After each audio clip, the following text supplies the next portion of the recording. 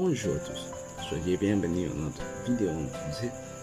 Aujourd'hui, on y parlera du siècle des Lumières. L'expression siècle des Lumières désigne le XVIIIe siècle, entre 1715 et 1789. Les Lumières sont un mouvement littéraire et philosophique européen du XVIIIe siècle fondé sur la raison qui permet, selon les philosophes des Lumières, de sortir les préjugés et de l'intolérance et de faire progresser les hommes vers le bonheur, la liberté et bien sûr le savoir. Les idées nouvelles au XVIIIe siècle sont traînées par les philosophes qui se regroupent autour de l'appellation les Lumières. Les Lumières défendent des idées de liberté et ils sont pour la plupart admiratifs du modèle anglais qui accorde plus de possibilités pour les artistes, les écrivains et bien sûr les philosophes. Comment se construisent et se diffusent les idées des Lumières? C'est une question intéressante. Et les philosophes des Lumières sont des écrivains français du XVIIIe siècle, comme on vient de dire. Ils désirent éclairer le monde par la raison et la science. Ils critiquent, bien sûr, l'absolutisme et l'Église catholique qui s'appuie, selon eux, sur l'ignorance et ne respecte pas les droits de l'homme. Et ces philosophes admirent, comme on a déjà dit, le modèle anglais et des penseurs anglais comme John Locke. Locke,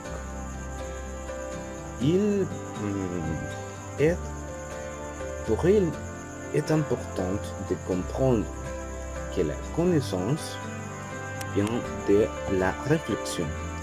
Il défend la liberté et l'idée qu'une gouvernante ne peut exister pas sans avoir passé un contrat avec le peuple. C'est ça. Ça veut dire une sorte de démocratie. Le philosophe pense que les gouvernantes doivent respecter les droits et les libertés fondamentales, comme celle de s'exprimer. Ça veut dire que la liberté d'expression, c'est qu'on a toujours dans la majorité des pays dans l'Amérique latine. Voilà. Pour les penseurs, la souveraineté appartient au peuple. Pour Montesquieu, les pouvoirs doivent être séparés et non réunis dans les mains d'un seul homme, comme c'est le cas dans une monarchie absolue ou dans un gouvernement pas démocratique. On parle d'un gouvernement n'est pas élu par le peuple.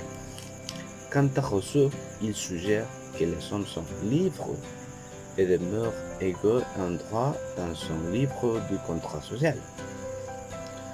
La majorité des philosophes croient en Dieu, mais ils souhaitent que l'homme puisse choisir sa croyance.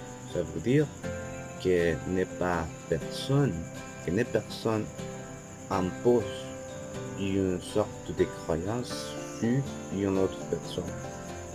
Voltaire, c'est idéiste. Il croit en Dieu, mais il fustige la hiérarchie ecclésiastique, soit Église. Il souhaite lui aussi la tolérance. Le siècle des Lumières est un temps de grands débats, d'échanges fructueux d'idées. Les nobles et les grands bourgeois discutent dans des salons. Et les salons sont de réunions chez un particulier d'écrivains, d'artistes et bien sûr des personnes aisées qui discutent des idées nouvelles écoute des œuvres originales. On discute également de nouvelles idées dans les cafés ou les académies. Dans cette époque-là, l'époque des Lumières. L'académie est une société qui regroupe des écrivains, des auteurs ou des artistes, bien sûr. L'encyclopédie de Diderot, une de ces grandes créations de cette époque-là, était diffusée. Elle diffusait ces nouvelles idées et les progrès scientifiques du moment impliqués sous forme de planches qui décrit les procédés scientifiques. Des monarques européens accueillent des philosophes. Ce sont des despotes éclairs, c'est-à-dire des souverains autoritaires, influencés par les philosophes des Lumières. Alors, Joseph de d'Habsbourg, Frédéric de Prusse ou Catherine de Russie sont des despotes éclairés qui protègent les philosophes comme Frédéric II avec Voltaire. Et voilà. Mais en France, la monarchie et l'Église catholique veulent freiner l'action des Lumières et interdisant la diffusion de l'encyclopédie de Diderot. Les écrits des Lumières sont censurés et brûlés, bien sûr. Les philosophes peuvent être emprisonnés ou doivent s'exiler vers l'Angleterre, ce que les Lumières sont un large mouvement d'idées mené par la France.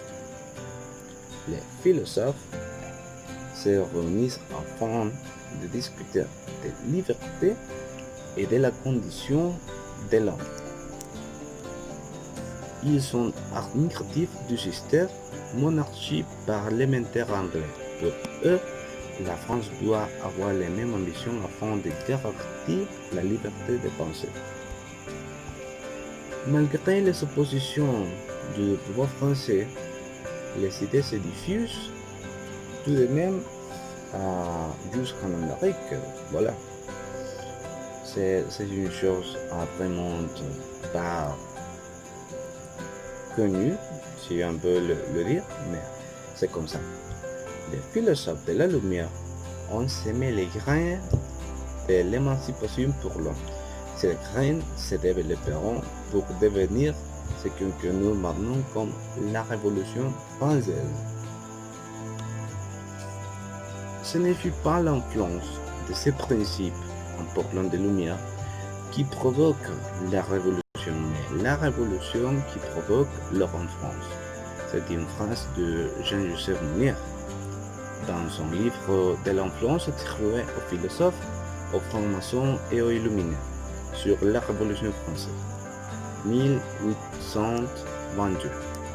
Cette phrase, écrite par l'un des tout premiers acteurs de la Révolution française, très longtemps après cet événement considérable qui bouleversera la France et le monde entier, et encore plus d'autorité de nos jours, illustre l'écart considérable qu'il y a entre la civilisation des Lumières et les religions de France et les crises que le pouvoir monarchique vivait et qui débouchent dans des circonstances complexes à son effondrement. Elle caractérise l'immense frustration de toute une catégorie de penseurs du XVIIIe siècle qui furent confrontés en tant qu'acteurs ou spectateurs et même parfois détracteurs au torrent révolutionnaire qui défie la France devant un comble quelques semaines, ne reculait devant aucun obstacle, écrivant l'avenir avec exaltation et avec du sang. dans une adversité sans cesse radicale, justifiant toujours davantage la haine et la vengeance.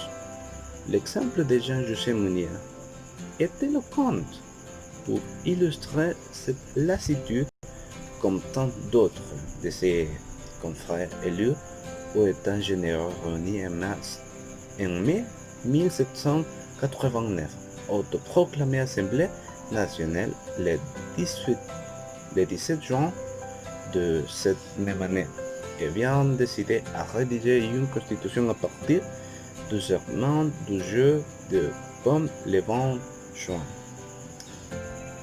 C'était une petite résumé de ce qu'était le siècle des Lumières, un siècle avec des conflits, des philosophes, des écrivains, des cultures, des débats.